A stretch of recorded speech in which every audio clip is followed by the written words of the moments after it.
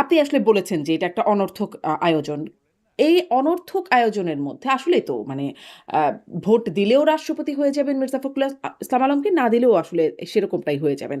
কিন্তু এই পুরো অনর্থক আয়োজনে শুধুমাত্র সরকারি দলই না, বিরোধী দলও যুক্ত হলো। তারা আবার একটা একজনকে প্রার্থীও করলেন, কর্নেল অলি আহমেদকে।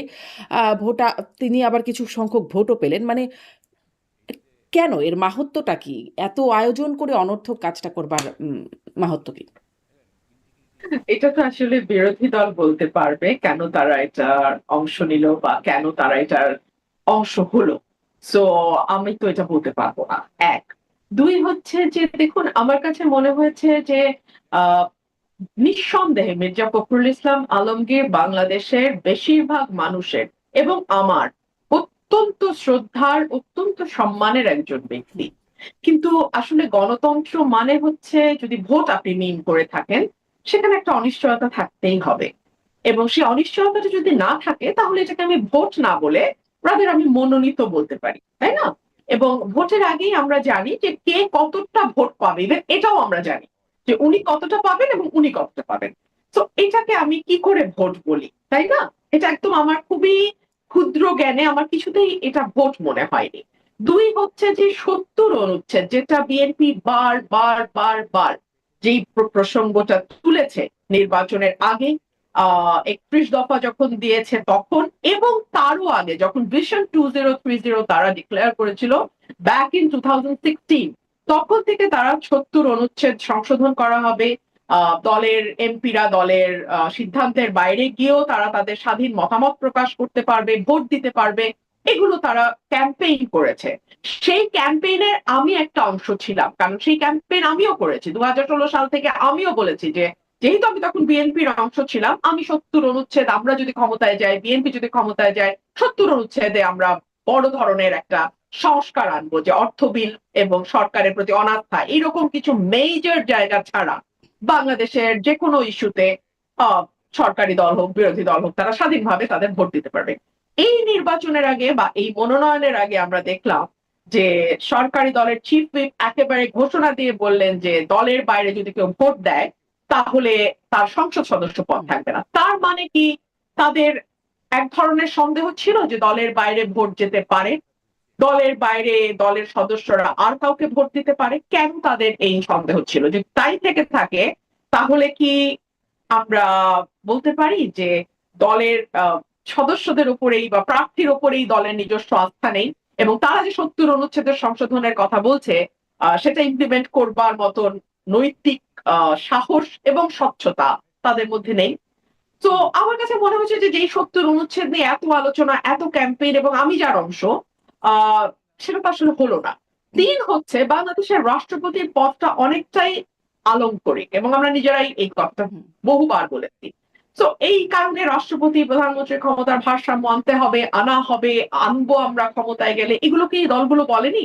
বলেছে তো। কিন্তু এখন আপনি গত ৬ মাসে আহ এই ধরনের কোনো আলোচনা বা এই ধরনের কোনো উদ্যোগ না দেখবেন সরকারি দল থেকে, না দেখবেন বিরোধী দল থেকে। তো এই যে একটি আলংকারিক পদে আপনি একজনকে দিচ্ছেন, না, হ্যাঁ, বিরোধী দলের পদ যার তো আসলে বিরোধী দল তেমন থেকে কোনো তো টুকটাক বলেই। বিরোধী দল থেকে তো জুলাই সনদ বাস্তবায়নের জন্য বলছে, আর জুলাই সনদে তো আসলে ভারসাম্য আনার বিষয়গুলো বলা আছে। ৭০ অনুচ্ছেদ, রাষ্ট্রপতির আর প্রধানমন্ত্রীর মানে ভারসাম্য যেটা বলছিলেন, সেই বিষয়গুলো তো আছে আছে। মানে বিরোধী দলের পক্ষ হ্যাঁ, থেকে এগুলো দাবি করে তো। এটা তো কেবলমাত্র আসলে বিরোধী দলের ইস্যু ছিল না, এটা ছিল আওয়ামী লীগের বাইরে বাকি যত দল আজকে আপনি হুম। সংসদে দেখতে পাচ্ছেন, প্রত্যেকের দাবি।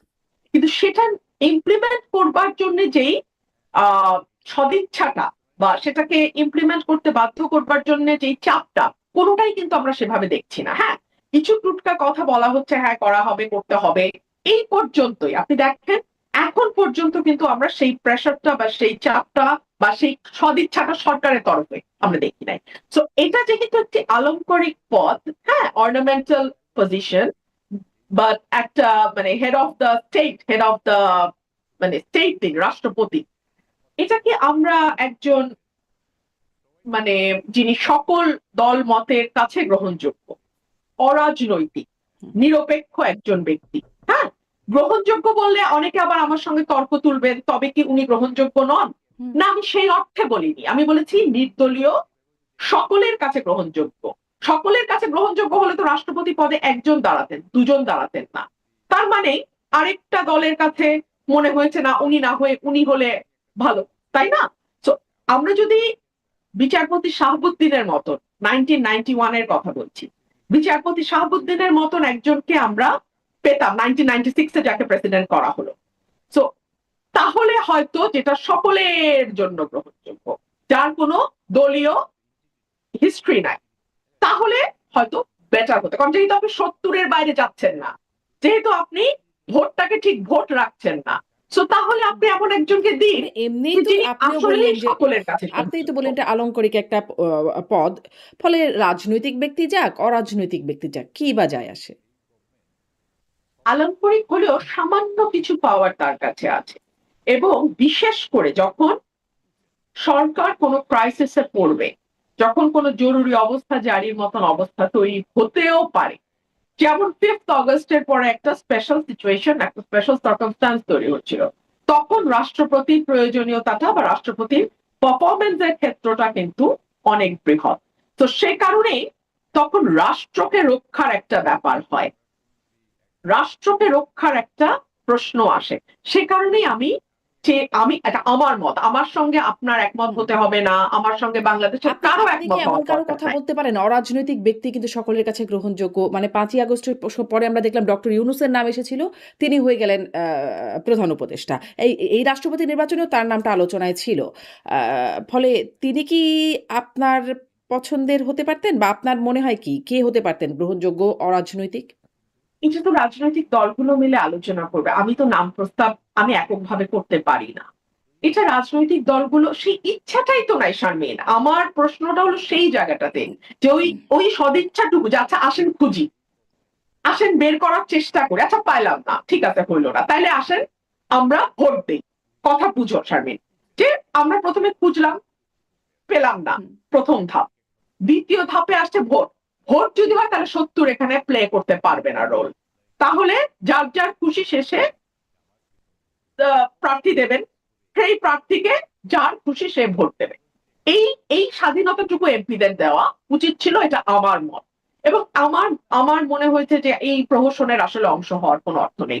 But that doesn't necessarily mean that I don't support Mirza Fakhrul Islam Alamgir. No, not at all. I have my full respect and honor for him.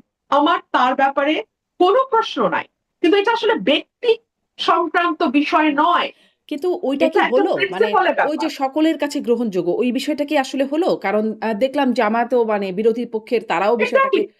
অ্যা স্বাচ্ছন্দ্যে মেনে নিচ্ছে। এমনকি আওয়ামী লীগের পক্ষ থেকেও আমি দেখছিলাম যে সাবেক প্রধানমন্ত্রী একটা ভয়েস রেকর্ড আরকি, বা একটা কথোপকথনের অংশ ওনার তিনিও ওনার বলছিলেন। যে ভয়েসটা আমি হ্যাঁ, শুনেছি, যে উনি বলছেন যে ইউনূস সাহেবের জিপ লক লক হ্যাঁ, হ্যাঁ। করছিল প্রেসিডেন্ট হওয়ার জন্য, ভালো হয়েছে তাকে করা হয়নি। ওনার রাগটা হচ্ছে ইউনূসের হুম, উপরে, হুম, হুম। না, ওনার খুশি হচ্ছে ইউনূস হতে অন্তত পারে নাই। একজন রাজনৈতিক ব্যক্তিকে, রাজনীতিবিদকে করা হয়েছে বলে তিনি বিএনপিকে ধন্যবাদও জানিয়েছেন। সেই অংশেই ছিল। হ্যাঁ, হুম, না দ্যাট ইজ ফাইন। আমি যদি সেটা হয় তাহলে আওয়ামী লীগ বলতে পারতো যে আমাদের মানে তাহলে সকল দল মিলে যদি মনে করতেন, আপনি বুঝেন আমি তাত্ত্বিক আলোচনা যেটা করছি, যে হুম, সকল দল মিলে যদি একটা নাম প্রস্তাব করতেন, সেটা অলি আহমেদ হোক, সেটা মির্জা ফখরুল ইসলাম আলমগীর হোক, কিংবা সেটা ডক্টর ইউনূস হোক, যেই হোক না কেন, এক হতে পারে, সেটা একটা প্রসেস, যে সকলে মিলে আমরা একটা নাম দিলাম, হুম, দ্যাট ইজ ফাইন।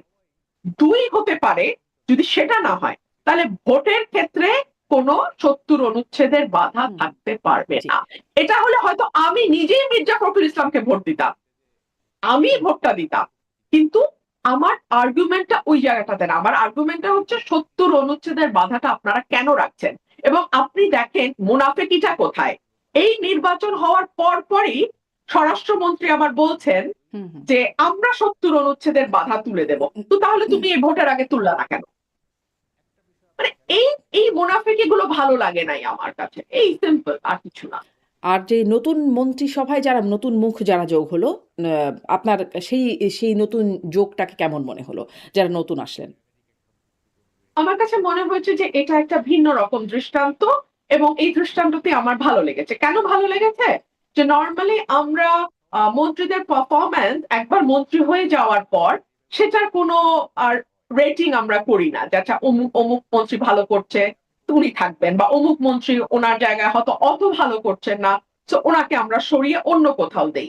এইটা কিন্তু আমরা অতীতে কখনো দেখি নাই, but for the first time এটা অন্তত একটা মানে শুরু হলো। এখন মন্ত্রীরা আরেকটু সচেতন থাকবেন বলে আমার ধারণা, যে যদি না, পারফরমেন্স মানে গত খুব ভালো সরকার, না মানে আমি হয় আওয়ামী তাহলে লীগ হয়তো সরকারের সরিয়ে সময় দেওয়া বলছি, যাবে। সেখানেও তো মন্ত্রিসভায় রদবদলের ঘটনা ঘটেছে। হ্যাঁ, কিন্তু এটা একেবারে ১৮০ দিনের মধ্যে, যেটা প্রাইম মিনিস্টার একটা বলেছিলেন যে আমি ১৮০ দিন পারফরমেন্স দেখবো, হুম। তারপর আমি কাউকে কাউকে ইনক্লুড করব, কাউকে কাউকে এক্সক্লুড করব। So he kept his promise. ওই জায়গাটাতে আমার ভালো লেগেছে যে ঠিক আছে ১৮০ দিন। এর মধ্যে প্রশ্ন আসতে পারে বিদ্যুৎ মন্ত্রী ইজ আ টোটাল ফেইলিয়ার, ওনাকে কেন কিছু করা হলো না।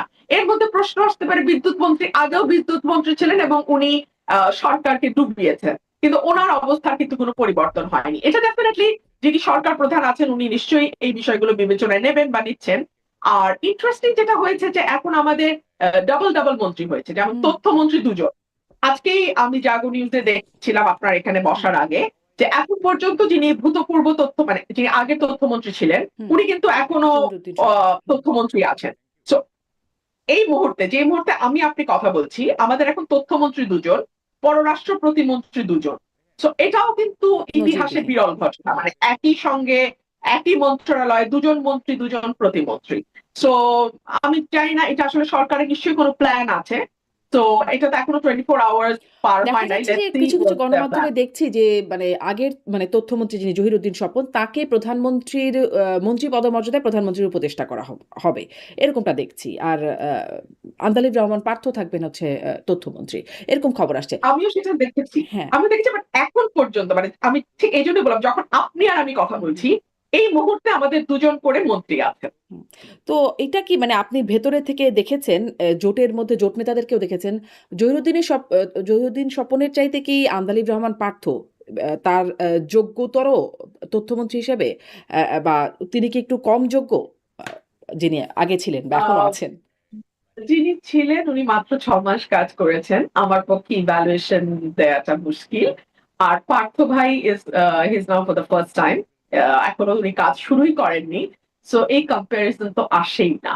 আর দুজনকেই ব্যক্তিগতভাবে আমি চিনি, দুজনেই চমৎকার মানুষ, দুজনেই অত্যন্ত আমি কি বলবো, অত্যন্ত চমৎকার ভাবে কথা বলেন মিডিয়ার সঙ্গে, দুজনেরই খুব ভালো একটা বোঝাপড়া আছে যতদূর আমি জানি। হুম। সো আমার কাছে মনে হয়েছে দেখা যাক কি হয়। আচ্ছা, মাত্র ১৮০ দিন বলছেন। এই ১৮০ দিনে আপনি আসলে, আপনি তো খুব, আপনার সাথে মিডিয়ার সম্পর্ক খুব ভালো। আমরা যখন গণমাধ্যমে মেইনস্ট্রিম মিডিয়াগুলোতে কাজ করতাম তখনও দেখেছি, বা অন্যান্য যারা আছে তাদের সাথেও আপনার সম্পর্ক খুব ভালো। আপনি মানে আপনি আসলে পার্থক্য কতটুকু দেখলেন এই ১৮০ দিনে? গণমাধ্যমে কি পরিবর্তন হলো? আহ, আপনি গণমাধ্যমের ভূমিকার কথা বলছেন?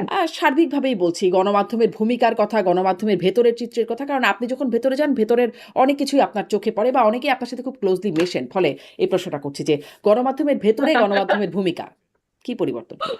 আহ, দেখুন, গণমাধ্যমের মধ্যে এক ধরনের ভীতি কাজ করছে। মানে আগের আমলে চাপে হোক, সেলফ সেন্সরশিপের জন্য হোক, বা মালিক পক্ষের চাহিদা অনুযায়ী হোক, তাদেরকে একভাবে কাজ করতে হয়েছে। হ্যাঁ, যেটা হয়তো অনেক সময় প্রফেশনাল এথিক্স এর সাথেও এক ধরনের ক্ল্যাশ তৈরি হয়েছে, মানে হতে বাধ্য হয়েছে। মালিক পক্ষের চাপ আছে, এজেন্সির চাপ আছে, সব মিলিয়ে গণমাধ্যম ওয়াজ আন্ডার প্রেসার। তো আন্ডার প্রেসারে তাদের কিছু কিছু কাজ হয়তো অনেক সময় করতে হয়েছে যেটা প্রফেশনাল এথিক্স এর সাথে খুব ভালোভাবে যায় না, কিছুটা বিচ্যুতি হয়। আর আমাদের মতন দেশে এটা খুব একটা আশ্চর্যের ব্যাপারও না। ঠিক আছে, সেখানে এখন আবার তাদের মধ্যে সেই ভীতিটা কাজ করছে যে এখন আমাদের আরো সুপার সার্ভিস দিতে হবে। হ্যাঁ, ওই সরকারকে আমরা যেভাবে সার্ভিস দিয়েছি এখন তো আবার একেবারে 180 ডিগ্রি ডিফারেন্ট একটা গভর্নমেন্ট। তো এখন এদেরকে আবার যতটুকু না দরকার প্রফেশনালি, তার চেয়ে বেশি সার্ভিস তাদেরকে হয়তো অনেক সময় দিতে হতে পারে। একটা ভীতি গণমাধ্যমের উপর প্রথম দিকে খুবই কাজ করেছে, এটা হয়তো এখন অনেকটাই কমে আসছে। আরেকটা হচ্ছে যে সর্বোচ্চ তো এক ধরনের ইমব্যালেন্স তৈরি হয়েছে। হ্যাঁ, সর্বোচ্চ এক ধরনের ইমব্যালেন্স তৈরি হয়েছে। সেটা কিরকম? সেটা হচ্ছে যে এটা আওয়ামী লীগের আমল থেকে আমরা দেখে এসছি যে আমরা সরকার প্রধানকে বাদ দিয়ে আর সকলের হুম। সমালোচনা করব। হুম। হ্যাঁ, সেই ধারাবাহিকতাটা আমি এখনো এখনো আমি গণমাধ্যমের মধ্যে লক্ষ্য করি যে there is one savior, and he's the angel or she's the angel and rest are the devils, and those devils are so মানে কি বলবো so notorious যে তারাই প্রধানমন্ত্রীকে অলওয়েজ ভুল বুঝায়, অলওয়েজ ভুল পথে নেয়। হ্যাঁ, প্রধানমন্ত্রী কিন্তু ফেরেশতা। হুম হুম এইটা আমি আওয়ামী লীগের সময় দেখেছি, and I'm now seeing the continuation of that old story. But মজাটা কি জানেন শারমিন, যখন শেখ হাসিনার পতন হলো তখন কিন্তু কেউ আর কোনো মন্ত্রীকে গালি দিল না, হুম হুম সকল দোষ গিয়ে শেখ হাসিনার ঘাড়ের উপর উঠলো।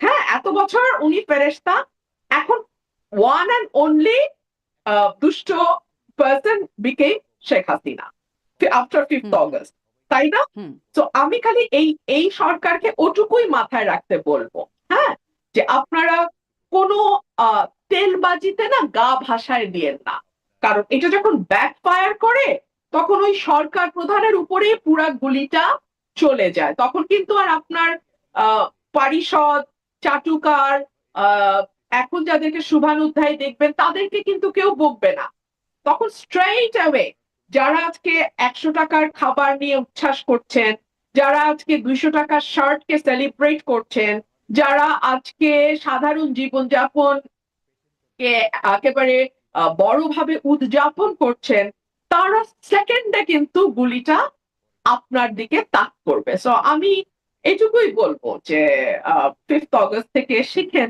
তাই না? হুম আপনি মানে ফেরেশতা আর ডেভিলের মধ্যে এক রাতের ডিফারেন্স, হুম এক রাতের মধ্যে।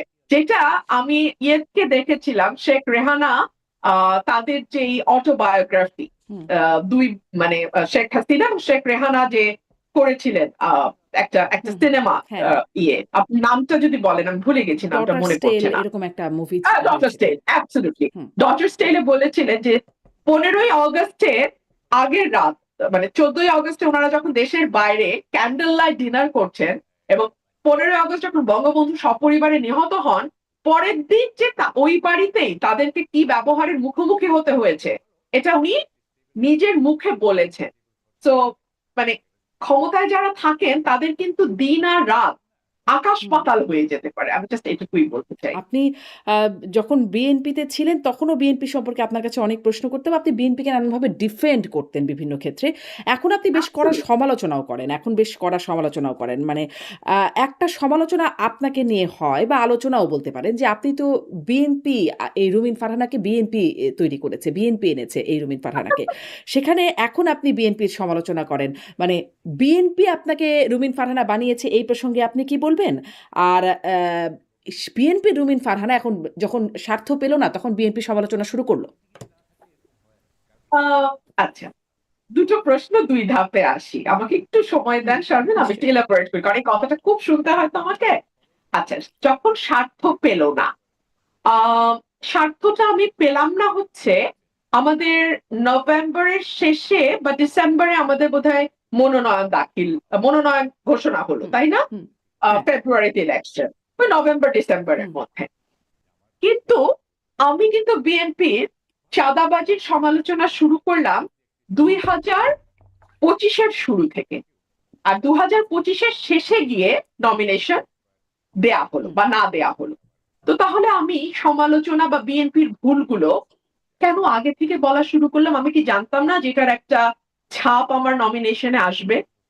হুম আমি কি জানতাম না যে এই কারণে দলের সঙ্গে আমার দূরত্ব তৈরি হবে? তো কি আমি চাঁদাবাজির কি বুঝতে সমালোচনায় পার কি আপনার জন্য কাল হয়েছিল?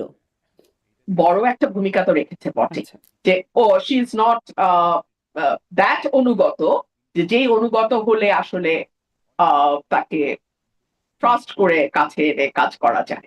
হুম তো দলের ভিতর থেকে যখন আমাকে শো কজ করা হলো সেটাও খুব গোপনে করা হুম হলো, কারণ দল জানে আমি যা বলছি তা সঠিক বলছি, তো আমাকে শো কজ করলে সেটা আরেকটা সমালোচনা হবে। সেই শো কজটা খুব গোপনে করা হলো, সেটার জবাবও আমি দিলাম, 72 ঘন্টার মধ্যে আমি চাঁদাবাজির বিরাট তালিকা দিলাম। বিএনপি শুধু চাঁদাবাজি না, অন্তর্কোন্দল এবং নানান রকম আহ সংঘর্ষে জড়িয়ে পড়ছিল বিএনপি নিজেদের ভেতরে এবং জামাতের সঙ্গে, অন্য দলগুলোর সঙ্গে।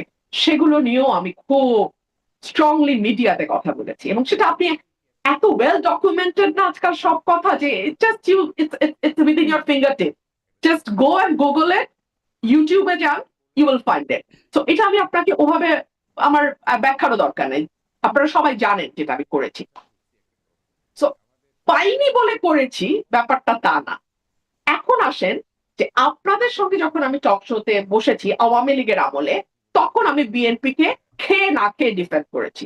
কেন করেছি? হুম করেছি বিকজ এত দুর্দশা বিএনপির জীবনে কোনোদিন আসে নাই, এবং বাংলাদেশে কোনো পলিটিক্যাল পার্টিও এত খারাপ অবস্থায় আমার সেন্স হওয়ার পর পড়ে নাই। কারণ আমি জন্মেছি 81 সালে। তো আওয়ামী লীগ যদি তাদের দুর্দশার কথা দাবি করে, সেটা 75 থেকে 81। হুম ঠিক আছে, তো ওটা আমার জন্মের আগেকার কথা। আমার জন্মের পরে আমি কোনো পলিটিক্যাল পার্টিকে এত ভয়াবহ দুর্দশায় পড়তে দেখি নাই, যেটা আমি 13 সাল থেকে 24 পর্যন্ত বিএনপি কে দেখেছি। আর তখন তখন যদি আমি গুমের বিরুদ্ধে কথা বলি, ইলেকশন ইঞ্জিনিয়ারিং এর বিপক্ষে কথা বলি, আমি যদি হিউম্যান রাইটস ভায়োলেশন নিয়ে কথা বলি, আমি যদি করাপশনের বিরুদ্ধে কথা বলি, সবগুলো কিন্তু অটোমেটিক্যালি বিএনপির পক্ষে যায়। হুম সবগুলো অটোমেটিক্যালি বিএনপির পক্ষে যায়। তো যেহেতু বিএনপি তখন পাওয়ারে ছিল না, বিএনপি তো স্টিয়ারিং এ ছিল না। তো না বাংলাদেশের কিন্তু ধরেন ইলেকশন ইঞ্জিনিয়ারিং এর কথা আপনি বললে সেটি বিএনপির মানে সেটি আওয়ামী লীগের বিপক্ষে যায় তা নিশ্চিতভাবে, বা আপনি গুম খুন এসবের বিরুদ্ধে মানবাধিকার বিরুদ্ধে কথা মানে বিষয়ে কথা বললে সেটি আওয়ামী লীগের বিরুদ্ধে যায়, কিন্তু বিএনপির পক্ষে কি করে যায়? কারণ বিএনপিও তো আসলে তত্ত্বাবধায়ক সরকার ব্যবস্থাকে কলুষিত করার পেছনে যেটিকে অজুহাত করে ধরে আওয়ামী লীগ আসলে পুরো ব্যবস্থাটাকে বাতিল করে দিল, সেই একই মানে কাজটা বিএনপি, সেই ইতিহাসটাও অনেক আপনিও জানেন আমিও জানি বা সবাই আসলে কম বেশি জানে, ফলে না বলি আহ, আহ, মানে হত্যা, বিচার বহির্ভূত হত্যাকাণ্ড ইউ সেটিও আর বিএনপির। অ্যাবসলিউটলি রাইট হ্যাঁ, তো শারমিন, হ্যাঁ। You are absolutely right. কিন্তু টক শোতে আপনি যদি এখন 15 বছর আগের বিএনপি কি ভুল করেছিল বা অন্যায় করেছিল সেটার উপর গুরুত্ব দিয়ে কথা বলবেন, নাকি 18 সালে বসে আপনি 18 নির্বাচন নিয়ে কথা বলবেন, নিশ্চয়ই আর বা 14তে বসে আপনি 14 নির্বাচন নিয়ে কথা বলবেন? তো ওটগুলো যখন আমি বলেছি, তখন অটোমেটিক্যালি সেটা গভর্নমেন্টের এগেনস্টে বলতেই হবে। ইলেকশন ইঞ্জিনিয়ারিং নিয়ে কথা বলতে হলে গভর্নমেন্টের এগেনস্টে বলতেই হবে। যেমন এখন আপনি যদি গ্যাস সংকট, বিদ্যুৎ সংকটের কথা বলেন, আপনি কি বলবেন আওয়ামী লীগ দায়ী আজকের এই গ্যাস বলছে সংকটের তো, জন্য? বিএনপি তো বলতে বলছে, পারে, সরকার তো বলছে এটি আসলে শেখ হাসিনার সরকার পলিসি। বলছে, এটা বলা যায়। কিন্তু আপনি বলেন মানুষ কি এটা খাচ্ছে, মানুষ কি এটা মানছে, বা আমরা কি এটা বলতে পারি? সরকার বলছে বটে, কিন্তু সাথে সাথে কিন্তু জবাব আসছে। তাহলে আপনারা কি করেছিলেন? আপনারা তো গত 17 বছর জানতেন যে সরকার সেভাবে কূপ খনন করছে না। সরকার নিজস্ব জ্বালানি মানে আহ নির্ভরশীলতা তৈরির জন্য যা যা করা দরকার নিজের দেশের জ্বালানির উপর নির্ভর করছে না, সৌর বিদ্যুতের উপর নির্ভরশীলতা বাড়ানোর জন্য কাজ করছে না। তো তাহলে আপনারা সেকেন্ড হিসেবে যে আপনারা তো আসবেন, আপনারা তো জানেন যে আপনারা ক্ষমতায়, এরপরে একদিন একদিন আপনারা, আপনাদের প্ল্যান কি ছিল? এই প্রশ্নটা তো আসে। তো আজকে কিন্তু সমালোচনা সরকারের হচ্ছে। আপনি ব্যবসায়ীদের কথা শুনেন, আপনি সিএনজি ড্রাইভারের কথা শুনেন, আপনি সাধারণ মানুষের কথা শুনেন, আপনি পলিটিক্যাল যারা মানে হয়তো সচেতন কিন্তু কোনো সরাসরি দল করে না, আপনি তাদের কথা শুনেন, আপনি দেখবেন প্রত্যেকের সরকারকে দায়ী করছে। স্টিয়ারিং এ যে থাকে দায়টা কিন্তু তাকে কিন্তু এই নিতে হয়। 6 মাসে কি আচ্ছা, এটা এখন এটা একটু অবশ্য ওই প্রসঙ্গটা শেষ না হতেই এটা চলে আসলো, কিন্তু সরকার কি 6 মাসে এমন কিছু করতে পারতো যার কারণে এই দুর্ভোগটা এড়ানো যেত? একটা এলএনজি টার্মিনাল ঠিক করতে যখন আপনার 1 মাস সময় লাগবে, তখন তো ওটা অটোমেটিক্যালি আপনার অক্ষমতা, অদক্ষতাকে ইন্ডিকেট করে। শারমিন, আপনার আছেই সাকুল্যে দুইটা, আরেকটা হাসিনা করতে চেয়েছিল, ইউনূস সরকার এসে ওটা বন্ধ করেছে। হুম তো আছেই সাকুল্যে দুটা, তার মধ্যে একটা বন্ধ হলে আপনি জানেন না আপনার কি হুম দশাটা হবে। সেটা ঠিক করতে আপনার 1 মাস লাগবে। যদি লাগে তাহলে আপনি অদক্ষ সরকার। Sharmin, simple as hmm that. আচ্ছা, এখন জরুরি প্রশ্ন, যেটা আপনার প্রথম প্রশ্ন, আমাকে দল রুমিন ফারহানা করেছে। এই যে এই কথাগুলো বলার মাধ্যমে একভাবে যারা এই কথাগুলো বলছে তারা দাবি করছে যে রুমিন ফারহানা হ্যাজ বিকাম সামথিং। আমি কিন্তু নিজেকে সামথিং মনে করি না। আমি খুবই তুচ্ছ নগণ্য বাংলাদেশের একজন নাগরিক, যিনি রাজনৈতিকভাবে সচেতন, পেশায় আইনজীবী এবং রাজনীতি কর্মী। এটা হচ্ছে আমার নিজের পরিচয়। কিন্তু আপনি যখন বলেন যে রুমিন ফারহানাকে রুমিন ফারহানা বানিয়েছে, তার মানে আপনি ধরে নিচ্ছেন আমি একটা কিছু হয়েছি। হুম আচ্ছা, আসেন এখন ধাপে ধাপে। রুমিন ফারহানা নামটা আমার পারিবারিক ভাবে দেয়া, এটা বিএনপি নামটা আমাকে দেয় নাই। এটা আমি, আমার বাবা মা আমার হুম জন্মের পরে রুমিন ফারহানা নামটা রেখেছেন। আমার আইনজীবী আমার বাবা মা খরচ করে কষ্ট করে পয়সা খরচ করে আমাকে ওনারা পড়িয়েছেন। আমিও কষ্ট করে পড়াশোনা করে আইনজীবী হয়েছি। কোর্টেও দৌড়াদৌড়ি করতে হয়, পেশা চালাই, এইভাবে করছি। এখন আপনি যদি মনে করেন বিরাট একটা কিছু আপনি করেছেন, তাহলে কি করেছেন আপনি? আপনি আমাকে ১০ বছর, আমি বিএনপির কথা বলছি, আমাকে সহ আন্তর্জাতিক সম্পাদক করেছেন। বিএনপিতে এরকম সহ আন্তর্জাতিক সম্পাদক আরো ১-১৫০ আছে। সকল সহ আন্তর্জাতিক, এই সহ আন্তর্জাতিক, সরি, সহ আন্তর্জাতিক ছিল আরো ৫টা, আন্তর্জাতিক ছিল আরো ৫টা, মোট ১০টা ছিল আন্তর্জাতিকে।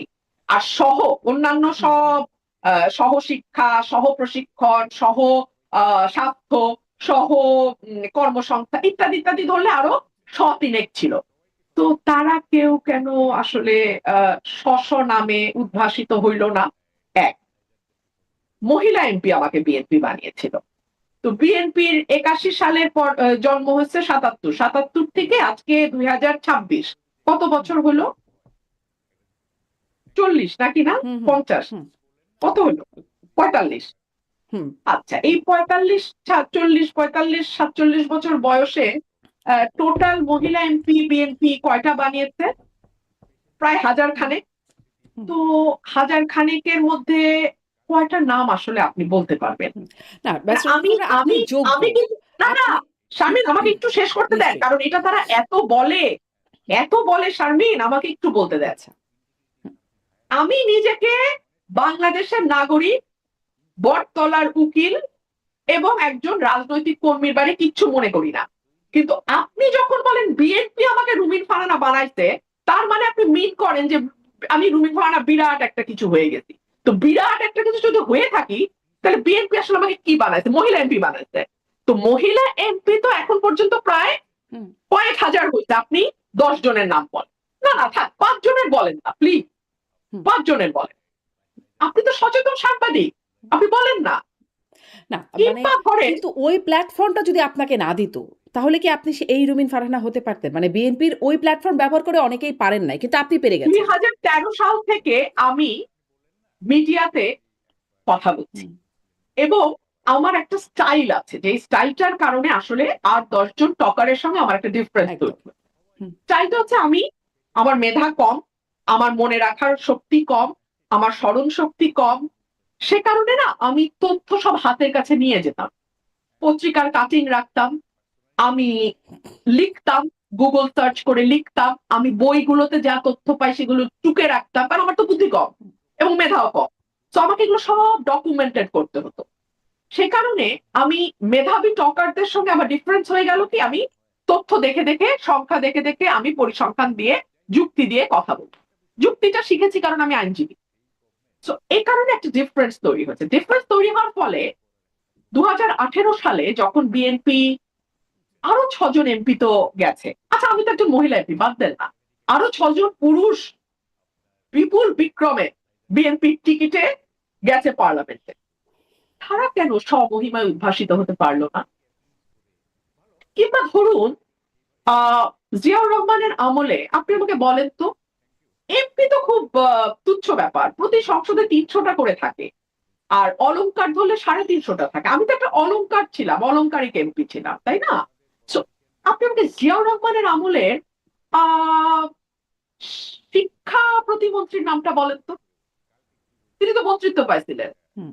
যিনি হয়েছিলেন। আমি বলতে পারবো না। মানে আপনি বলতে পারবেন মনে কিনা? তো করতে পারি না, হ্যাঁ। কিংবা ধরেন ৯১ সালে খালেদা জিয়ার আমলে আহ হুম, বাণিজ্য মন্ত্রী বা বাণিজ্য প্রতিমন্ত্রীর নামটা বলেন তো। ওনারা তো মন্ত্রিত্ব পাইছেন বিএনপির কাছ থেকে, বলতে পারবেন? হুম। না, মনে করতে ভাই পারছি রে, না। হ্যাঁ। পারবেন না ভাই। পদ দিলেই যদি তৈরি করা যায় তো ভাই, হুম, তাহলে এতদিনে কয়েক কোটি তৈরি হইতো। আচ্ছা।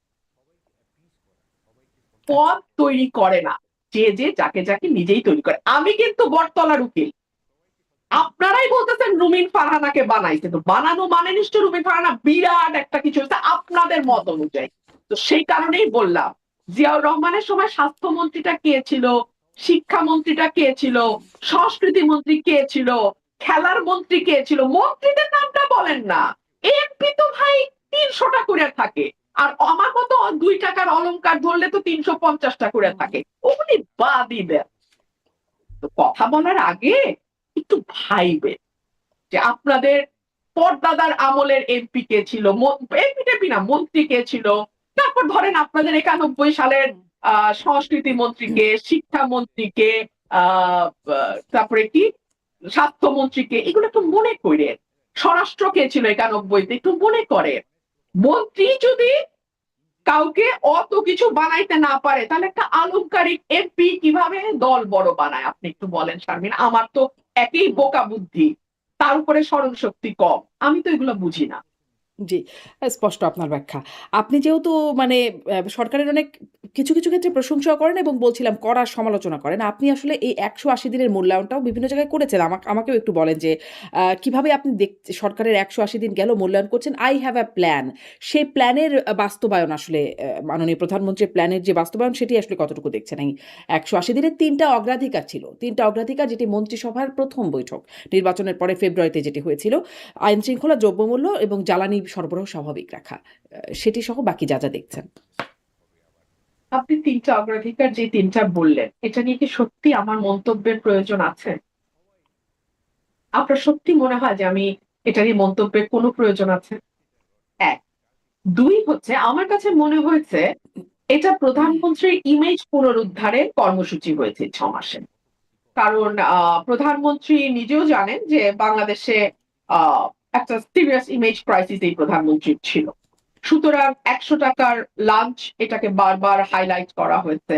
আহ একটা সবজি এবং ডাল দিয়ে দুপুরের খানা। আমার তো মনে হয় প্রধানমন্ত্রীর ব্রেইন ফাংশন অনেক গুরুত্বপূর্ণ। সো আমার মনে হয় উনার পুষ্টিকর খাবার খাওয়া দরকার এবং প্রতিদিন ৩ বেলা ৩,০০০ টাকার লাঞ্চ, ডিনার, ব্রেকফাস্ট হলে বরং জাতি উপকৃত হবে। কারণ তাহলে তার ব্রেইনটা আরো দ্রুত কাজ করবে। উনার ব্রেইন যদি আমার মতো কাজ করে, তাহলে বিপদ না? আমি ৫০ টাকার লাঞ্চ খাইতে পারি, কারণ আমার ব্রেইনের তো কোনো দাম নাই। কিন্তু উনি তো প্রধানমন্ত্রী। উনার লাগে ৫,০০০, ৫,০০০, ৫,০০০, ১৫,০০০ টাকা খাক, তবুও ব্রেইনটা বেটার কাজ করবে। আর তারপরে যেমন ধরুন সস্তা শার্ট, সাদা শার্ট, এটা একটা ইমেজ। মানে এগুলো মানুষ কিভাবে নিচ্ছে না নিচ্ছে, ওটা তো আসলে আশপাশে যারা থাকে তাদেরও একটা মেধার লেভেলের ব্যাপার আছে। হ্যাঁ, উনারা ওনাদের বুদ্ধি মতন ইমেজ পুনরুদ্ধারে কাজ করছেন। কিন্তু এটা তো ওনাদের বুদ্ধি মতো। সো এটা আসলে সত্যিকার অর্থেই যারা আ মানে ডিসিশন, মানে আমি কি বলবো, যারা uh you know the the decision maker, the society that makes the decision, the society that creates the narrative, and the society that actually decides hmm. what's going to happen and what's not, তাদের কাছে এটা কতটুকু গ্রহণযোগ্য আমি ঠিক জানি মানে না। কিন্তু এই বাট পলিসিটা এই যে ৩টা ক্ষেত্র আপনি বললেন, এই হ্যাঁ, ৩টা ক্ষেত্র নিয়ে আসলে কোনো কথা বলার কিছু নাই। এটা ৬ মাস গেছে প্রধানমন্ত্রীর ইমেজ উদ্ধার প্রকল্প হ্যাঁ, হিসেবে। তো প্রধানমন্ত্রীর ইমেজ আসলে এই বিষয়গুলো বেশ আলোচনা হয়েছে, গণমাধ্যমেও আলোচনা হয়েছে আপনি যে বিষয়গুলোর কথা বলছিলেন। কিন্তু মানে এই পরিবর্তনটা বা এই ইমেজটা পোর্ট্রে করবার প্রয়োজনীয়তা কেন হলো? কারণ বেগম খালেদা জিয়া মাননীয় প্রধানমন্ত্রীর মা, তিনিও সফল প্রধানমন্ত্রী।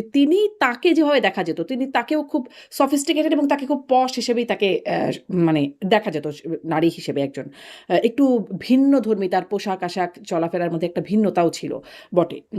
তো তার সফিস্টিকেটেড মানে আচরণ, বেশভূষা সেটা কি তার জন্য কোনো রকম আ অ অনুকরণীয় না হয়ে তার বিপরীতটা যেটা সেরকম কি কিছু ছিল? কেন আসলে বর্তমান প্রধানমন্ত্রী বা তার পুত্রকে সেখান থেকে সরে খুব সিম্পলিসিটি দেখাতে হচ্ছে যে অ্যা সাদা শার্ট পরছেন? এটা আসলে উনি এবং ওনার আশপাশের মানুষ বলতে পারবে। এটা তো আমার পক্ষে বলাটা ডিফিকাল্ট। এটা তো আমি ঠিক বলতে পারবো না। তবে আ ম্যাডামের যেটা, আমি মানে আমাদের এক্সপেরিয়েন্স যেটা ছিল সেটা হচ্ছে যে ম্যাডাম ওয়াজ ভেরি জেনুইন। হ্যাঁ? উনাকে আসলে উনি কখনো আরোপিত মানুষ ছিলেন না।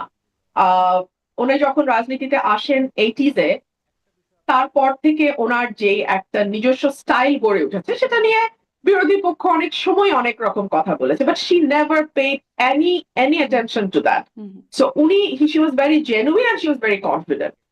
তো ওনার তো আমি এইটুকুই বলতে পারি। বাট এখন যিনি প্রধানমন্ত্রী আছেন, উনি হি ইজ ভেরি হাম্বল, যেটা আমি শুনি। He is very humble, he is very polite in personal conversation.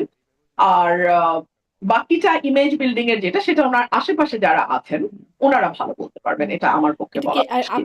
আপনার পক্ষে এটা দেখবার সুযোগ হয় না যে এটি আসলে মানে তিনি কি আসলে খুব সিম্পল একজন মানুষ কিনা, কারণ তিনি আসলে বিনয়ী এটা। এটা আমি আসলেই শারমিন, আমি একদম বলতে পারবো না, আমি হুম, জানি না, কারণ আমার কোনো অভিজ্ঞতা নেই ওনার সাথে কাজ করার।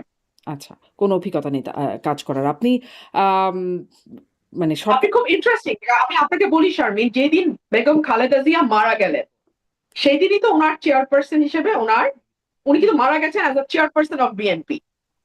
উনি কিন্তু মৃত্যুর দিন পর্যন্ত she was the hmm, chairperson.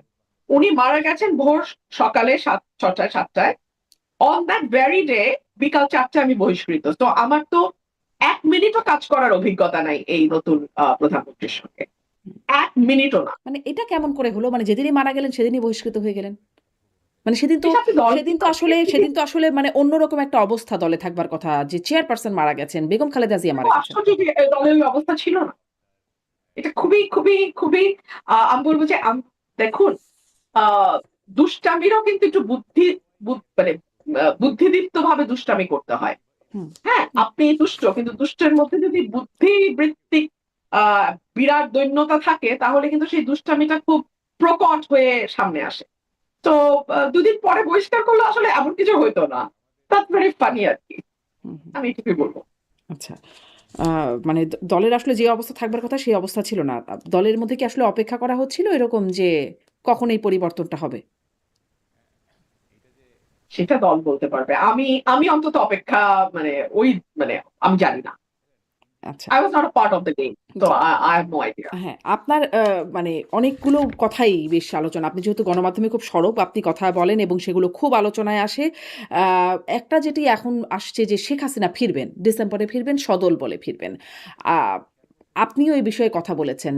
আসলে কি ফেরাটা বাস্তবতা সম্পন্ন? মানে যে পরিস্থিতি দেখছেন দেশে, তাতে কি শেখ হাসিনার ফেরার প্রক্রিয়া কি হতে পারে বলে আপনি মনে করেন? আপনি একজন আইনজীবীও বটে। আসলে এখানে একটা প্রক্রিয়াগত ব্যাপারটা কেমন সেটি একটা বিষয়, এবং তিনি যদি সত্যিই ফেরেন, সেটি কি দেশের জন্য ভালো হবে? আহ দেখুন, আমি আপনাকে বলি, আমি কিন্তু এই প্রশ্নের উত্তর অনেকবার দিয়েছি এবং প্রতিবারই আমি বলেছি যে আমার সাধারণ জ্ঞান বা কমন সেন্স যেটা, সেটা বলে যে উনি ফিরবেন। কেন ফিরবেন? উনি যদি না ফেরেন তাহলে এই দলটি ছিন্ন ভিন্ন হয়ে যাবে। হুম, অলরেডি দলের নেতাকর্মীরা ভীষণ রকম মানে দুর্দশার মধ্যে আছে। আমি তৃণমূলের কথা বলছি, নেতাকর্মী বলতে কিন্তু মন্ত্রী এমপিদের কথা বলছি না। তৃণমূল একদম মানে খুবই দুর্দশার মধ্যে আছে, 1। 2 হলো, আল্লাহ না করুক ওনার বয়স হচ্ছে, হুম, উনি যদি দেশের বাইরে মারা যান, পৃথিবীর অন্য কোনো দেশে মারা যান, বাংলাদেশের বাইরে, তাহলে that will be the end of the story. এবং ইতিহাসে শেষ হিসেবে লেখা থাকবে যে উনি একজন পলাতক হুম। প্রধানমন্ত্রী, স্বৈরাচার প্রধানমন্ত্রী হিসেবে ওনার মৃত্যু হয়েছে। এই বাস্তবতাটা উনি মানবেন কিনা, এই চয়েসটা ওনাকে নিতে হবে। স্পষ্ট তার আর জন্য, তার দলের জন্য তার ফেরাটা জরুরি। কিন্তু ফেরাটা বাস্তবতা একদম, সম্পন্ন কিনা? এখন রাজনীতিতে না আপনাকে কেউ জায়গা করে দেবে না।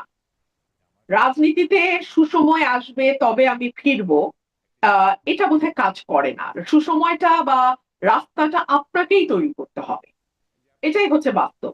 হুম, হ্যাঁ, তো আমার মনে হয় যে সেই জায়গা থেকে আমার যতদূর মনে হয় যে এটা আমি আপনি যতটা না বুঝবো, তার চেয়ে যিনি দলের প্রধান শেখ হাসিনা, এবং যার রাজনৈতিক অভিজ্ঞতা আপনার আমার চেয়ে কয়েক গুণ বেশি, রাষ্ট্র পরিচালনার অভিজ্ঞতা, বিরোধী দলে থাকার অভিজ্ঞতা, সরকারি দলও না বিরোধী দলও না মাঠের বিরোধী দল হিসেবে অভিজ্ঞতা, সবকিছুই আমাদের চেয়ে অনেক বেশি।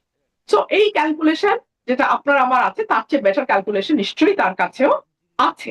এবং আরেকটা যেটা ব্যাপার যে এই দেশটার পেছনে ওনার ফ্যামিলির যে একটা বিরাট ত্যাগ, 15th অগস্টের কথা আমি বলছি, এবং বাংলাদেশের অভ্যুদয়ের পেছনে তাদের দলের এবং তার তার পরিবারে তার পিতার যে অবদান, সেগুলোকে যদি ধরে রাখতে হয় তাহলেও কিন্তু ওনাকে ফিরতে হবে। আর ফেরাটা শেখ হাসিনার জন্য যতটা প্রয়োজন, মানে এই সকল কিছু বিবেচনায় ওনার মন্ত্রী এমপি তাদের জন্য কিন্তু এটা অত প্রয়োজন না। মন্ত্রী আসবে মন্ত্রী যাবে, কিন্তু শেখ হাসিনার জন্য তার পরিবারের সম্মান, তার দলের অস্তিত্ব, তার নিজের ত্যাগ, তার নিজের সংগ্রাম, তার নিজের দলে থাকা মানে সরকারে থাকা, বিরোধী দলে থাকা, সকল কিছু, তার 46 ইয়ার্স এর যে হিস্ট্রি তার নিজের, সকল কিছুর বিবেচনায় কেউ যদি নাও আসে, হুম।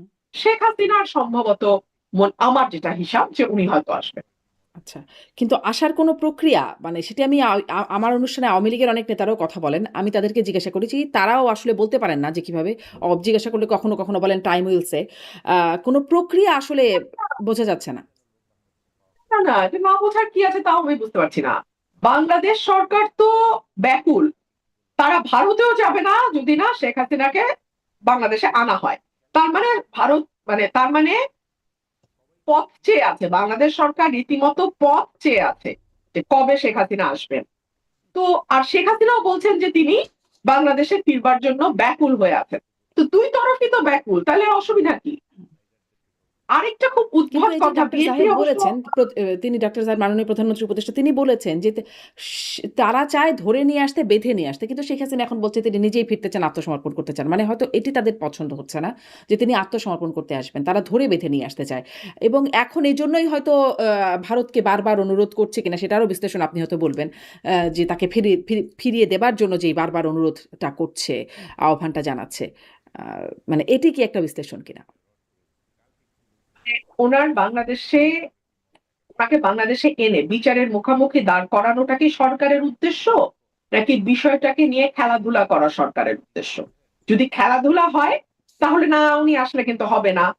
ভারতকে নিয়ে আসতে হবে, বেঁধে নিয়ে আসতে হবে, প্লেনে দাঁড় করিয়ে নিয়ে আসতে হবে, ফার্স্ট ক্লাসে আনলে হবে না, ইকোনমি ক্লাসে আনতে হবে, ইকোনমি ক্লাসে আনলে হবে না, প্লেনের লেজে বসিয়ে আনতে হবে, মানে ইত্যাদি ইত্যাদি নাটক করাই যায়। মানে এখন আপনার উদ্দেশ্য নাটক করা হলে তো আপনি সারা দিন নাটক করবেন। যেমন ধরেন, আহ আমি একটা টক শোতে বলেছিলাম যে 5 জন ভালো সংস্কৃতি কর্মীর নাম বলেন যারা বিএনপি করে, 5 জন ভালো গায়কের নাম বলেন, রবীন্দ্রসঙ্গীত শিল্পীর নাম বলেন যারা বিএনপি করে, 5 জন ভালো নজরুল সঙ্গীত গায়ে বিএনপি করে নাম বলেন, 5 জন ভালো নৃত্য শিল্পীর নাম বলেন, 5 জন ভালো অভিনেতার নাম বলেন, 5 জন ভালো কবির নাম বলেন, 5 জন ভালো লেখকের নাম বলেন, 5 জন ভালো সাংবাদিকের নাম বলেন।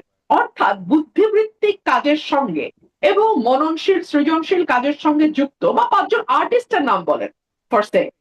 আপনি পারবেন না ভাই, আপনি দিস্তার পর দিস্তা রিসার্চ করতে পারেন, আপনি পাবেন না।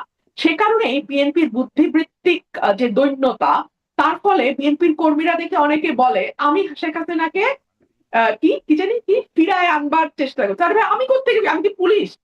আমি কি মন্ত্রী? আমি কি স্বরাষ্ট্র মন্ত্রণালয়ের দায়িত্বে? আমি কি আইন মন্ত্রণালয়ের দায়িত্বে? আমি কি প্রধানমন্ত্রী? আমি কি করে শেখ হাসিনাকে ফিরে আসবো?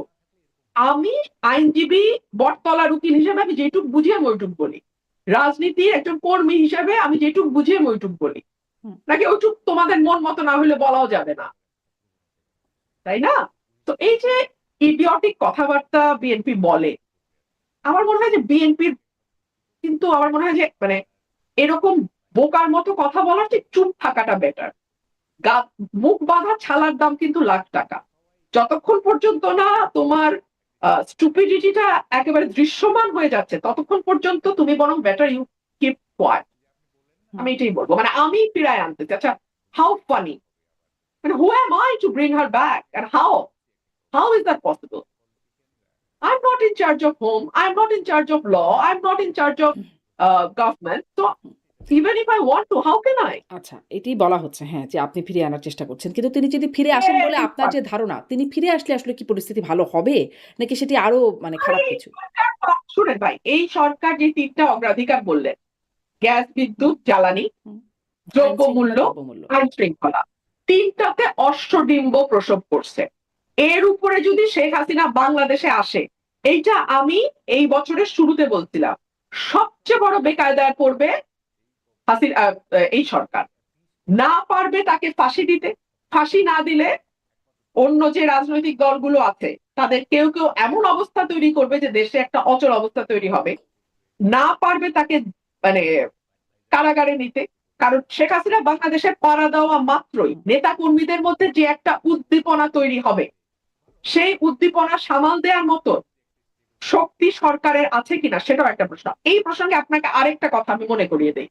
তখনও কিন্তু নমিনেশন হয় নাই, ওই যে বলে নমিনেশন না পেয়ে বলতেছি, তখনও কিন্তু নমিনেশন হয় নাই, নমিনেশনের আলাপও হয় নাই। এটা সম্ভবত 25 সালের এপ্রিল মের কথা, 2025 সালের এপ্রিল মের কথা। আমাদের একটা প্রোগ্রাম ছিল, আলোচনা, ওখানে মির্জা ফখরুল ইসলাম আলমগীর সাহেবের মেয়ে উপস্থিত ছিলেন, মেয়ের জামাইও উপস্থিত ছিলেন। এটা একটা মানে ইন্টালেকচুয়াল ফোরাম আলোচনা, বাট মানে অডিয়েন্সের সামনে। সেখানে আমি বলেছিলাম যে বিরোধী দল হিসেবে আওয়ামী লীগকে সামলানো নেক্সট টু ইম্পসিবল কাজ। আওয়ামী লীগকে সবসময় বলাই হয় যে তারা বিরোধী দলে থাকবার জন্যই তাদের জন্ম, মানে তারা বিরোধী দল হিসেবে তাদের পারফরমেন্স এরকম। সেটা তারা দীর্ঘ পাকিস্তান আমলে বিরোধী দলে তারা তাদের ভূমিকা পালন করেছেন দীর্ঘ, মানে সেই চিন্তা করে দেখেন, সেই 47 থেকে আরম্ভ করে 71 পর্যন্ত বিরোধী দল। তারপরেও বাংলাদেশ স্বাধীন হবার পরে বিরোধী দল অনেক সময়, অনেকগুলো বছর। বিরোধী দলে আওয়ামী লীগ হচ্ছে একটা আতঙ্কের নাম। তো শেখ হাসিনা যদি বাংলাদেশে ব্যাক করে এবং ওনার নেতা কর্মীরা তাতে যেভাবে একটা উজ্জীবিত হয়ে পথে নামবে বা ইয়ে করবে, এই পুলিশ আর এই ইয়ে দিয়ে আপনি তাকে সামাল দিতে পারবেন? আপনি তো মাইনাস আওয়ামী লীগই দেশ সামলাইতে পারতেছেন না, আইন শৃঙ্খলা সামলাইতে পারতেছেন না, কোনো কিছুই সামলাইতে পারতেছেন না। তো প্লাস আওয়ামী লীগ যখন মাঠে বিরোধী দল হিসেবে থাকবে, অবস্থা কি দাঁড়াবে আপনি একটু মানুষ পটে কল্পনা করেন তো। আমি এটুকুই বললাম।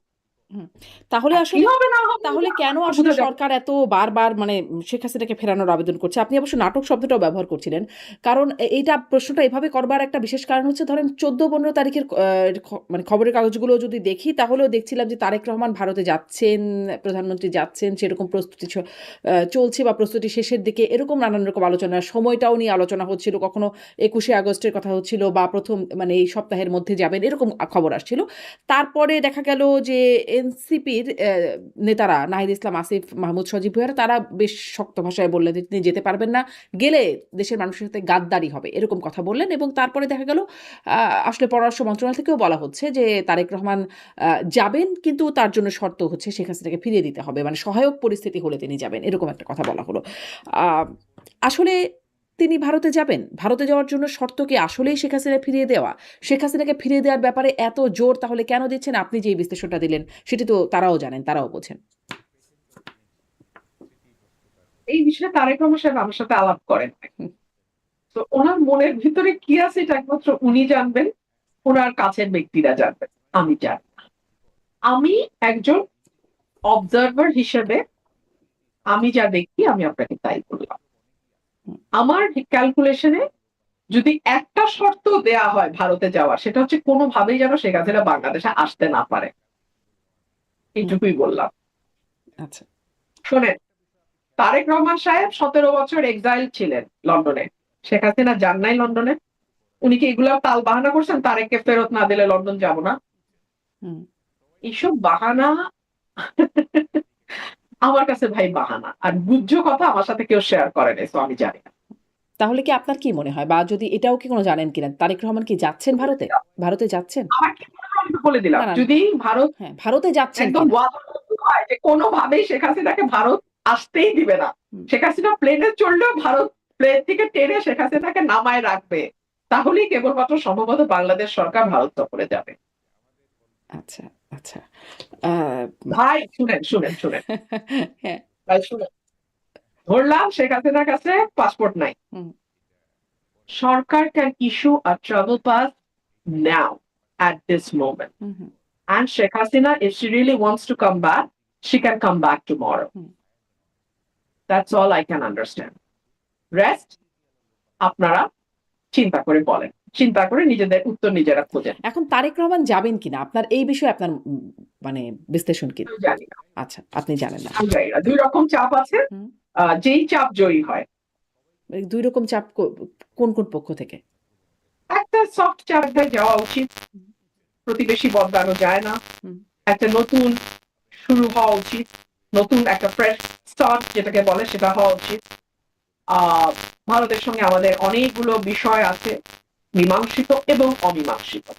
গঙ্গা পানি চুক্তি শেষ হচ্ছে এই বছর, কি হবে? 54টা অভিন্ন পানি আছে, নদীর পানি আছে, কি হবে? এইটার শর্ট করলে ওইটার শর্ট করলে তাড়াতাড়ি ভারত থেকে আনতে হয়, কি হবে? ভিসা বন্ধ থাকলে আমাদের দেশের মানুষ, আমাদের সাধারণ মানুষ যারা চিকিৎসার জন্য একটু কম খরচে বেটার ট্রিটমেন্টে যেতে চায় তারা পড়ে যায় বিপদে। তো ইত্যাদি ইত্যাদি অনেক বিষয় আছে। আর একমাত্র সেটা একটা লেখায় পড়ছিলাম, একটা কলামে একজন লিখেছেন যে একজন কেন, আমি নামই বলি, আমাদের দেশনেত্রী বেগম খালেদা জিয়ার প্রেস সেক্রেটারি ছিলেন ভদ্রলোক, হ্যাঁ। উনি লিখছিলেন যে একমাত্র অতি ব্যাককল ছাড়া কেউ নেক্সট ডোর নেইবারের সাথে সম্পর্ক খারাপ করে না। অতি ব্যাককল মানুষই কেবলমাত্র নেক্সট ডোর নেইবারের সাথে সম্পর্ক খারাপ করে। উনি সাবেক প্রধানমন্ত্রী বেগম খালেদা জিয়ার প্রেস সেক্রেটারি ছিলেন। সো ওনারই ফেসবুক স্ট্যাটাসটা দেখলেই আপনারা পেয়ে যাবেন। আচ্ছা, তো এখন এইটা একটা চাপ আছে, হ্যাঁ, কিন্তু আরেকটা চাপ আছে যে আপনি জানেন বাংলাদেশে এখন রাইট স্পোর্টস এর একটা উত্থান, খুব শক্ত উত্থান। পাকিস্তানের সঙ্গে আমাদের নতুন করে একটা এক ধরনের সম্পর্ক তৈরি হওয়া, তুরস্কের সাথে একরকম নতুন সম্পর্ক, আর একটু দৃঢ় সম্পর্ক বিল্ড আপ করা, ৭৭টা আসন নিয়ে জামাতের পার্লামেন্টে থাকা, এই সব কিছুর তো একটা ইনফ্লুয়েন্স আছে। এবং দিল্লি না ঢাকা, দিল্লি না ঢাকা, এই স্লোগান তো আমরা কিছুদিন আগে পর্যন্ত খুব খুব জোরে জোরে শুনতে দেখেছি। কিন্তু এই স্লোগানের মাঝখানে যখন আবার ভিসা ওপেন হলো, দেখা গেল এক রাতে ১.৫ লক্ষ আবেদন জমা পড়ে গেল, লাইন জট হয়ে গেল, সার্ভার ডাউন হয়ে গেল, ইত্যাদি ইত্যাদি। সো এই আর তো দুই রকম চাপই আছে, দেখা যাক। আচ্ছা, একটু আরো ছোট ছোট করে দু একটা ইস্যু কথা বলে ফেলি যে আগস্ট মাস যাচ্ছে, ২১শে আগস্ট গেল। ২১শে আগস্টের সেই বোমা হামলার মামলায় যারা আসামি ছিলেন সবাই বেকসুর খালাস পেলেন। মানে ২৪ জন মানুষ মারা গেছেন সেই বোমা হামলার ঘটনায়, কিন্তু কেউ সেই ঘটনায় দায়ী না। আচ্ছা, যারা খালাস পেলেন ঠিক আছে, তারা দায়ী না, কিন্তু কারা দায়ী সেই বিষয়ে কোনো তদন্তও হলো না। ওই সময় যেটা হয়েছিল, বিএনপি সরকারের সময় জজ মিয়া একটা নাটক হয়েছিল, সেটি পরবর্তীতে আসলে বিএনপিও বলেছে যে এটি আসলে কিভাবে কিভাবে হয়েছিল, নানান রকম ব্যাখ্যা ছিল। কিন্তু এখনকার যেটা দেখা গেল যে ২৪ জন মানুষ মারা গেল একটা বোমা হামলায়, মারা গেল যখন বিএনপি সরকার ক্ষমতায় ছিল, কেউ এটার জন্য দায়ী না। এটি আসলে কেমন হলো?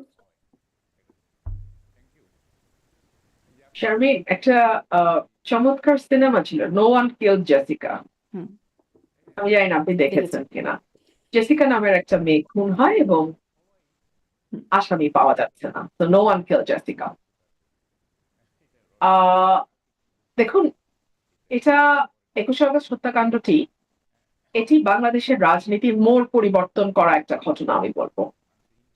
২১শে আগস্ট ২১শে আগস্ট যদি বাংলাদেশে না ঘটতো, আমি জানি না বাংলাদেশের রাজনীতি, যেটা ৯১-তে শুরু হয়েছিল, একটা মোটা দাগের গণতন্ত্রের রাজনীতি, যে ৫ বছর এই দল ভোটে থাকবে, তারপরে বিরোধী দলে যাবে, আবার ভোটে আসবে, আবার যাবে, এই ধারাটা চালু থাকতো কিনা এই প্রশ্ন থাকে। বিকজ ২১শে আগস্ট আওয়ামী লীগের মধ্যে এমন একটা ভীতি তৈরি করেছিল বলে আমার ধারণা, আবারও বলছে আমার ধারণা, যে বিরোধী দলে গেলে তো নির্বংশ হবার সম্ভাবনা তৈরি হয় এই দেশে।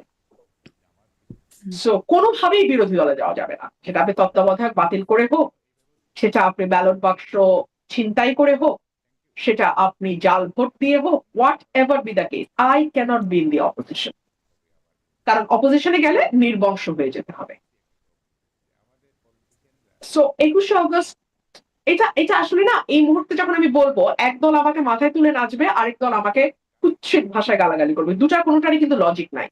কিন্তু আমি আমার ধারণাটা বলছি, এক সময় না এক সময়, মানে যখন আজ থেকে ১০০ বছর পরে যখন এই সময়ে নিয়ে লেখা হবে, যাদের কোনো স্বার্থ থাকবে না এই সময়টাকে বিশ্লেষণ করতে, যারা কোনো দিকে টান থেকে লিখবেন না, কেবলমাত্র ইতিহাসের খাতিরে ইতিহাসকে দেখবেন, তারা হয়তো ২১শে আগস্টের যে ইম্প্যাক্ট, যেটা বাংলাদেশের রাজনীতিতে যে ভীষণ বড় একটা ইম্প্যাক্ট ২১শে আগস্ট অগোচরে রেখে গেছে, সেটার উপরে লিখবেন।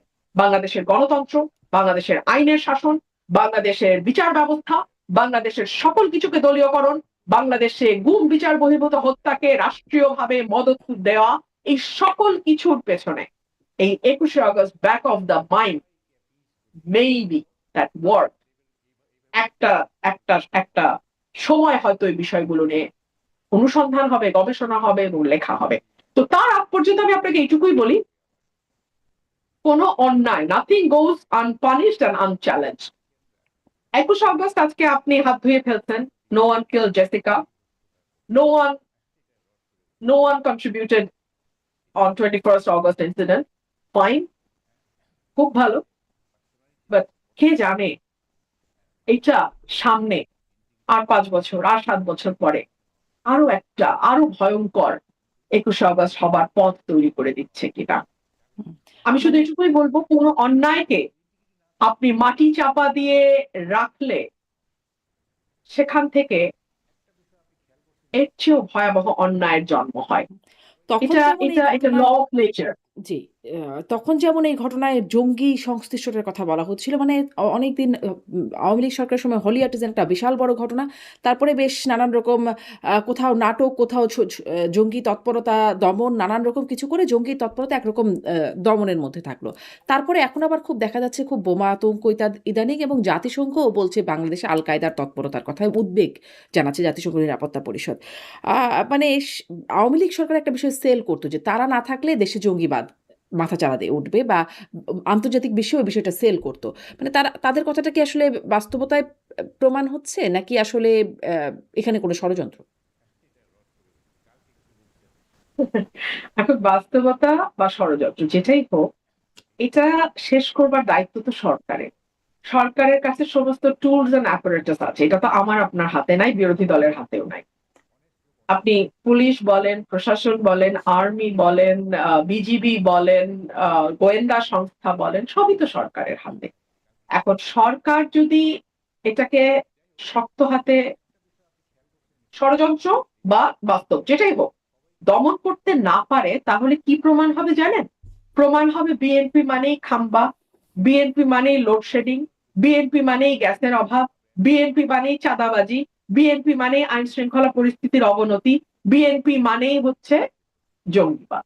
সো এটা যদি বিএনপি নিজের ভালো, পাগল নাকি, মানে নিজের ভালো নাকি পাগলও বোঝে, তো বিএনপি যদি না বোঝে এবং আমরা যারা বলছি আমাদেরকে যদি শত্রু জ্ঞান করে গালাগালি করে এবং বারবার বলে তোমাকে রুমিন ফারানা বানাইছে বিএনপি, কি বিপদ, কি বিপদ।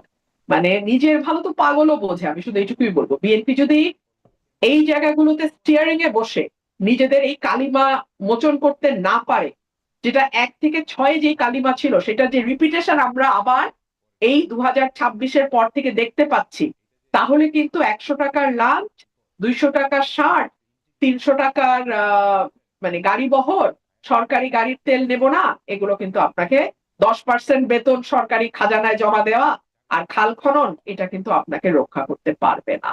মানুষ কিন্তু অনেক স্মার্ট হয়ে গেছে।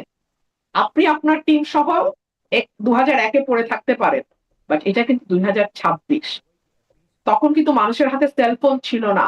তখন কিন্তু যে কেউ রাস্তায় দাঁড়ায়, একটা দোকানি কিংবা একটা নিম্ন মধ্যবিত্ত মানুষ যে বাজারে গেছে, কিংবা হুম। একজন সিএনজি ড্রাইভারের মতামতটা ঠাস ঠাস করে এরকম নিয়ে নিয়ে ফেসবুকে ছাড়তে পারতো না 2001 সালে। এখন কিন্তু পারে। তো আপনাকে বুঝতে হবে সময় পাল্টে গেছে। আরো একটু এই কথাটা এই জিজ্ঞাসা করি যে সম্প্রতি দেখলাম মানে বিষয়টা নিউজ ফিডে বেশ আসছে সামাজিক যোগাযোগ মাধ্যমে, বিশেষ করে যে আহ, সাবেক শিক্ষামন্ত্রী পররাষ্ট্রমন্ত্রী দীপুমণি, তার স্বামী মারা গেছেন, তিনিও একজন ব্যারিস্টার আইনজীবী। তিনি মারা গেছেন, তাকে প্যারোলে মুক্তি দেওয়া হয়েছে, মুক্তি থেকে মানে সেখান থেকে তিনি আবার জেলখানায় গিয়ে ঢুকেছেন। দীপুমণি না, শুধু আরো মানে আওয়ামী লীগের যারা মন্ত্রী ছিলেন বা তারা ছিলেন, তাদের আসলে সবারই কম বেশি এই অবস্থার মধ্যে দিয়ে